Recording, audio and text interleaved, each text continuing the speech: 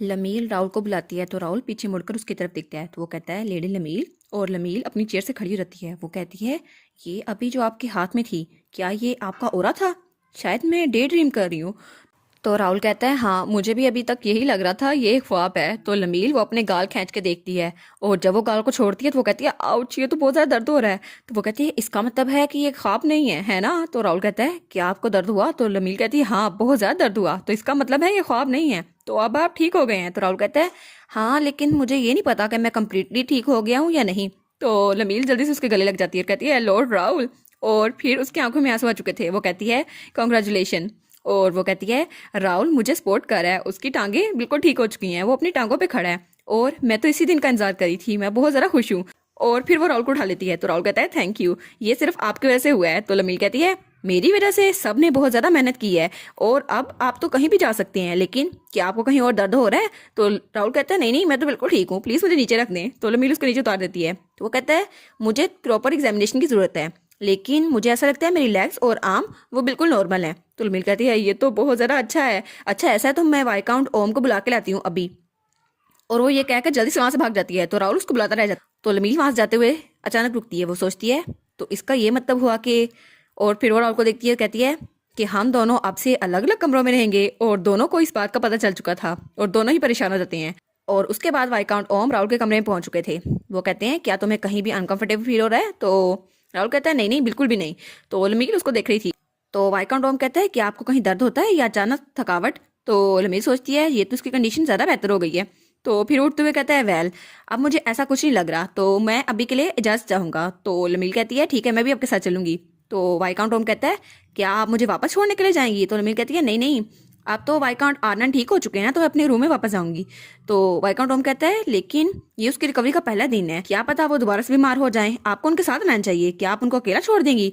तो लमील कहती है ये बात बस। वो कहती है नहीं नहीं, मैं उनको अकेला क्यों छोड़ूंगी, मैं उनके साथ ही रहूंगी। और वो सोचती है चलो एक बहाना तो मिल गया। तो वाइकांट ओम कहता है हाँ ये ठीक है, हाँ लेकिन शायद आप दोनों एक रूम में रहकर अनकंफर्टेबल हो रहे हैं, मैं फिर भी चाहता हूँ कि आप राहुल के साथ रहें। तो वो कहती है हाँ ये तो वाइकांट ओम की इवैल्यूएशन है, लेकिन आपको क्या लगता है? वाइकांट आनंद। और वो राहुल के साथ देखती है और कहती है अनकंफर्टेबल? बिल्कुल नहीं, मैं तो उसको बहुत ज़रा पसंद करती हूँ। तो राहुल कहता है मैं तो बिल्कुल भी नहीं हूँ। तो लमीन कहती है मैं समझ सकती हूँ आप अनकंफर्टेबल होंगे, लेकिन ये आपकी सेहत के लिए है। और वो तो चमक रही थी। तो राहुल कहता है नहीं नहीं, जब आप मेरे साथ होती हैं तो मुझे बहुत ज़्यादा अच्छा लगता है और आप मेरी बहुत ज़्यादा देखभाल करती हैं। तो लमील कहती है ये तो सुनकर बड़ा अच्छा लगा, अब तो मैं आपके साथ रहूंगी। और वो सोचती है और फिर रिवार्ड के तौर पर हम दोनों इकट्ठे रहेंगे। और राहुल वो कहेगा लमील प्लीज़, और फिर हमारी बड़ी हैप्पी एंडिंग होगी। और उसके बाद सीन चेंज होता है और हमें लमील का डैड दिखाया जाता है जो कहता है ये तो अनएक्सपेक्टेड था। तुम्हें क्या लगता है कि मोर्नन से एक डेलीकेट यहाँ पर क्यों आएगा? और उसका डैड बहुत ज़्यादा परेशान लग रहा था और उसके सामने मोर्नन का एक स्पाई बैठा हुआ था। वो कहता है वेल, क्या ये वक्त नहीं है कि हम लोग अमन की बात करें? तो लमील का डैड कहता है अमन, ये तो बड़ा अच्छा लफ्ज़ है, लेकिन ये अचानक हो गया। पहले आप लोग जंग के लिए आमादा थे, लेकिन अब आपको अमन चाहिए। तो वो कहता है ऑफ कोर्स मैं समझ सकता हूँ आप कैसा फील करते हैं, लेकिन हमारी अब वाली क्वीन वो अमन को बहुत ज़्यादा पसंद करती है। तो उसका डैड कहता है नई क्वीन अमन चाहती है? तो उसके आगे बैठा हुआ स्पाई कहता है हाँ ऑफ कोर्स, हमारी क्वीन नेब्रिया, उसने बहुत से दुश्मनों को शिकस्त दी और उसने अमन को चुना, और मैं भी इसका यही सबूत लेकर आया हूँ और अब आप भी इसका सबूत दें। और तब उसका डैड सोचता है किंग ऑफ मॉर्नन वो तो ड्रग्स की वजह से बहुत ज़्यादा बीमार हैं, और नई क्वीन ने पुरानी क्वीन के सारे सपोर्टर्स को पीछे हटा दिया और प्रिंसेस को उसने तो अपनी जगह से हटा दिया, और ऐसा लगता है वो थ्रोन को हासिल करना चाहती है और उसके कंपटीशन में जो भी होगा वो उसको मरवा देगी। तो वो सोचता है नई क्वीन ऐसी तो नहीं लगती जो अमन चाहेगी। तो वो कहता है अच्छा तो तुम इसके बारे में क्या सोचती हो? तुम्हें लगता है कि इस सबको मुझे इनकरेज करना चाहिए? तो उसके सामने बैठा हुआ सिपाही कहता है ऑफ कोर्स, हम लोग पीस एम्बेसडर को आपके पास भेज रहे हैं ताकि अमन हो सके। तो उसका डैड कहता है क्या एम्बेसडर? वो कहता है हाँ, आपके अप्रूवल के साथ ही हम प्रिंसेस प्यारी को आपकी तरफ भेज रहे हैं एम्बेसडर के तौर पर। तो लमील का डैड सोचता है क्या प्रिंसेस प्यारी? तो आप प्रिंसेस को भेज रहे हैं? वो कहता है प्रिंसेस प्यारी ने अपनी सारी पावर खो दी, अगर वो उसको हटाना चाहती है तो ये सही रास्ता होगा, लेकिन अगर वो यहाँ आते हुए उसको कुछ हो गया तो इसका मतलब होगा कि वो हम पर हमला करेगी। किंगडम ऑफ आर्नन अपनी प्रिंसेस को भेज रहा है एम्बेसडर के तौर पर, वो भी किसी और इलाके में। ये लोग आखिर प्लॉट क्या कर रहे हैं? और वो उस भाई को देखता है और वो सोचता है मे बी ऐसा कुछ हो सकता है कि इसके पीछे कोई प्लॉट करने वाला हो। और उसके बाद सीन चेंज होता है और हमें किसी कैंप का सीन दिखाया जाता है और वहां पर दो लोग छुपकर किसी पे नजर रख रहे थे और वो वही गुंडे थे जिन्होंने लमील पे हमला किया था। तो पहला कहता है तुम्हें क्या लगता है लेडी लमील हमें कितने जैम्स देगी इस इन्फॉर्मेशन के बदले? तो वो कहता है जैम्स? ये तो कैसल के बदले होगा। तो वो कहता है क्या कैसल? वो कहता है हाँ, हम ब्लैक हुड्स को पता करके रहेंगे और ये जो एक्सपेरिमेंट कर रहे हैं नॉर्थ की तरफ हमें इनका भी पता चल जाएगा और वो तो मानस नोज भी बहुत ज्यादा कलेक्ट कर रही हैं, तो इसका मतलब है इसके पीछे जरूर कोई वेयर पर्सन होगा जो इस सबको कंट्रोल कर रहा है। कैरन कहता है हमें तो इस बात के ज़्यादा पैसे मिलेंगे जब उन्हें पता चलेगा कि ब्लैक हुड का मास्टर कोई वेयर वुल्फ है और वो कोई आम इंसान नहीं है। तो तब वो वहाँ से रेंगते हुए जा रहे थे। वो कहते हैं चलो जल्दी जाओ, हम अपने मेंशन लेते हैं, जाओ क्राउड मेंशन वापस चलते हैं। और तभी वो वहाँ पे रुक जाते हैं। तो वो कहते हैं क्या? तो पहला कहता है क्या हम लोग सही डायरेक्शन में तो जा रहे हैं ना? तो दूसरा कहता है क्या मतलब सही डायरेक्शन? मैं तुम्हें फॉलो कर रहा था। और वो कहता है लेकिन मुझे तो नहीं पता रास्ता किस तरफ जाता है। और दोनों कहते हैं एक मिनट, इसका मतलब है हम लोग खो चुके हैं, लेकिन हम लोग रास्ता कैसे भूल सकते हैं? और उसके बाद सीन चेंज होता है और हमें एक बग्गी दिखाई जाती है जो कहीं पर जा रही थी और उसके अंदर कोई लड़की बैठी थी और वो थी प्रिंसेस प्यारी। और वो सोचती है क्या मेरा वहां जाना और निगोशिएशन करना ठीक रहेगा? क्या मैं सच में ये कर पाऊंगी? और उसे क्वीन की बात याद आती है जो कहती है अगर तुमने अपना रोल फुलफिल कर दिया तो इसका मतलब है तुम कंट्री की तरफ अमन लाओगी। और वो कहती है और फिर मैं तुम्हें मान लूंगी, फिर मैं तुम्हें प्रिंसेस मान लूंगी। वो कहती है क्या वो मुझे प्रिंसेस मान लेंगी? क्या सच में? और फिर वो कहती है क्या मतलब, मुझे उसकी एक्नॉलेजमेंट नहीं चाहिए। और वो कहती है एक्नॉलेजमेंट एक्नॉलेजमेंट, लेकिन मुझे बस एक स्टेबल लाइफ चाहिए जहां पर मुझ पर कोई हमला ना करे। और तभी बग्गी रुक जाती है। वो कहती है क्या ये क्या हुआ? तो वो कहती है यहाँ पर बाहर क्या हो रहा है? तभी एक स्पाई उसकी तरफ आता है और दरवाजा नॉक करता है और वो कहता है योर हाइनेस। तो प्यारी कहती है क्या हुआ? तो वो कहता है हम लोग प्लान कर रहे हैं कि बॉर्डर क्रॉस करने से पहले खाना खा लें, तो आप थोड़ी देर इंतजार कर सकती हैं जब तक वो तैयार हो जाए? तो प्रिंसेस कहती है हाँ मैं इंतजार कर लूंगी। तो वो कहता है ठीक है, थोड़ी देर में खाना सर्व हो जाएगा। और फिर वो कहती है चलो अच्छा है। और फिर वो सोचती है फिर भी अगर मुझे यहाँ से भागना हुआ तो ये कितना ज़्यादा एक्साइटेड हो जाएगा। और तब वो वहाँ से निकलती है और कहती है मुझे थोड़ी सी शॉर्ट वॉक लेनी चाहिए ताकि खाने से पहले थोड़ी सी एक्सरसाइज हो जाए। और तब वो वहाँ से जाने लगती है और कहती है लेकिन इर्द गिर्द कोई है क्यों नहीं?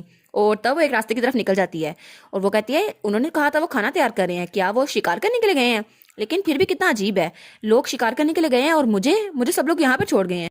और तभी प्रिंसेस प्यारी को किसी की आवाज आती है जो कहता है और कितना टाइम चाहिए होगा? तो प्रिंसेस प्यारी कहती है ओ मुझे ये मिल गए। और वो आदमी कहता है तो हम लोग प्रिंसेस को कब मार रहे हैं? तो प्यारी ये बात सुनकर बहुत ज्यादा डर जाती है। तो वो कहता है मैंने तो खाने में जहर भी मिला दिया है, बस उसके सोने की देर है और फिर हम उसको मार डालेंगे। लेकिन प्रिंसेस के साथ डील करना तो बहुत ज्यादा आसान है। और वो कहता है इसीलिए उन्होंने इस डेलीगेशन के लिए भेजा था ताकि हम उसे मार सकें और वहां पे जंग हो सके। तो प्रिंसेस प्यारी सोचती है मैं कितनी ज्यादा बेवकूफ थी इस बारे में खुश होकर कि मैं यहाँ से जा रही हूँ, लेकिन वो लोग मुझे जाने देना चाहते थे, वो लोग चाहते थे मुझे मार दें। और वो सोचती है क्या मुझे यहाँ से भाग जाना चाहिए? और उसे उस सिपाही की बात याद आती है। तो वो कहती है हाँ बिल्कुल, लेकिन अगर मैं भाग भी गई तो मैं कहाँ जाऊंगी? मोरनोन में सिर्फ मेरे अंकल है जो मेरी हेल्प कर सकते हैं, लेकिन वो तो यहाँ से बहुत ज़्यादा दूर है और वेस्ट वो तो बहुत ही ज़्यादा दूर है, तो क्या मुझे यहाँ पे मर जाना चाहिए? तो वो कहती है बिल्कुल नहीं। और तब एक सिपाही वहां आता है और कहता है तुम यहाँ पर क्या कर रहे हो? क्या तुम लोग क्रॉस करने से पहले प्रिंसेस को मारने नहीं वाले थे? तो दूसरा कहता है हाँ लेकिन प्लान चेंज हो गया है, हम लोग प्रिंसेस को बॉर्डर क्रॉस करने के बाद नहीं मारने वाले, हम लोग अभी उसको मारने वाले हैं क्योंकि हमने सुना है कि क्राउड मेंशन के लोग वहां पर प्रिंसेस को लेने के लिए आ रहे हैं। और फिर वो कहते हैं इसीलिए हमें वहां जाने से पहले उसको मार देना चाहिए। तो प्रिंसेस प्यारी सोचती है अगर मैंने बॉर्डर क्रॉस कर लिया तो इसका मतलब मैं बच जाऊंगी? तो वो कहती है बिल्कुल नहीं, मैं इस तरह से बिल्कुल नहीं मरूंगी। और वहां से भाग जाती है और तभी वो अपने जूते पीछे छोड़ देती है। और तब वो भागते हुए बहुत ज्यादा दूर निकल आई थी और सब लोग उसको ढूंढ रहे थे और सारे सिपाही तलवार लेकर उसके पीछे थे। वो कहते हैं योर हाइनेस आप कहाँ पर हैं? खाना तैयार हो जाए, प्लीज बाहर आए। तो वो बहुत ज्यादा डर गई थी और वो तो कपकपा रही थी। तो वो कहता है वो तो यहाँ पे भी नहीं है, लेकिन तुमने नोटिस क्यों नहीं किया? वो तो एक चूहे की तरह भाग गई। तो सब लोग कहते हैं ठीक है हम लोग वहां पर देखते हैं। तो प्रिंसेस प्यारी सोचती है मुझे यकीन नहीं होता मैं इतनी ज़रा स्लो हूँ, मैंने तो कभी एक्सरसाइज में नहीं की और ये स्वॉर्डमैनशिप अगर मैंने ट्रेनिंग ले ली होती तो ऐसा कुछ ना होता। और मुझे मेरी मॉम की बहुत ज़्यादा याद आ रही है। लेकिन तभी उसके पाँव के साथ एक टहनी टकराती है और वो जब वो देखती है तो वो कहती है बस ये दरिया रह गया है, अगर मैं इसको क्रॉस कर लूँ तो इसका मतलब है मैं क्राउड कंट्री में पहुंच जाऊंगी और वो लोग मेरी हिफाजत कर लेंगे।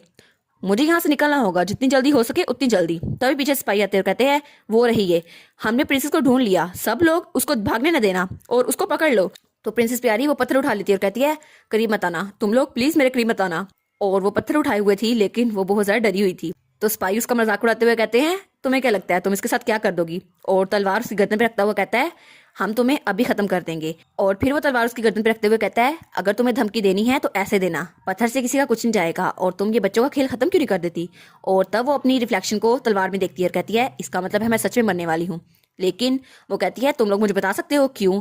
तो वो कहता है क्यों? तो वो कहती है हाँ, वो रीज़न जिसकी वजह से क्वीन मुझे मारना चाहती है। तो वो कहता है तुम इतना भी नहीं समझ पा रही, क्वीन तुम्हें मरवाना चाहती है ताकि यहाँ पर जंग हो सके, तुम्हें इतनी बात समझ नहीं आती? तो वो कहती है लेकिन क्राउड कंट्री के साथ ही जंग क्यों? अगर जंग करवानी ही थी तो मेरे जरिए क्यों? तो वो कहता है हाँ तुम तो बहुत ज़्यादा क्विक हो, जितना मैंने सोचा था उससे भी ज़्यादा, लेकिन क्राउड कंट्री के साथ इसलिए क्योंकि वहाँ पर लोग बहुत ज़्यादा पुरअमन तरीके से रहते हैं और बीचमैन भी वहाँ बहुत ज़्यादा हैं, इसलिए तुम्हारी मौत की वजह से हम लोग उसके साथ जंग कर सकेंगे। वो सोचती है मुझे मारना इसका मतलब है एक जंग शुरू कराना काउंट फैमिली के साथ, क्या वो फैमिली इतनी ज़्यादा स्ट्रांग है? और प्रिंसेस ये सब कुछ शुरू से करना चाहती थी और तभी उसकी आंखों से आंसू निकलते हैं। वो कहती है मॉम मुझे आपकी बहुत ज़्यादा याद आ रही है।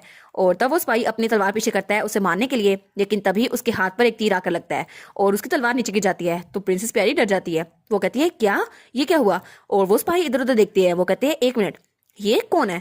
और वहां पर खड़ा था हमारा हीरो सिबरी, हमारी हीरोइन लमील का भाई। सिबरी क्या शानदार एंट्री की है। तो वो लोग कहते हैं क्या ये क्राउड इटर्नल नहीं है? क्राउड फैमिली का इकलौता बेटा। और प्यारी बहुत ज्यादा डर कर उसकी तरफ देखती है। वो कहती है क्या ये मुझे बचा लेगा? ऑफ कोर्स वो तुम्हें बचा लेगा, हमारे सिबरी की भी तो हीरोइन होनी चाहिए ना, और तुम हो प्यारी। और इसी के साथ ये वाला पार्ट यहाँ पर ख़त्म। तो आप लोग बताइएगा आपको ये पार्ट कैसा लगा। प्लीज़ लाइक करिएगा, कमेंट करिएगा और शेयर करिएगा। और जो न्यू व्यूवर्स हैं काइंडली वो चैनल को सब्सक्राइब कर दें। और पिछली वीडियोस का लिंक आपकी स्क्रीन पर नज़र आ रहा होगा तो काइंडली उनको भी चेकआउट कर लें। Thank you so much.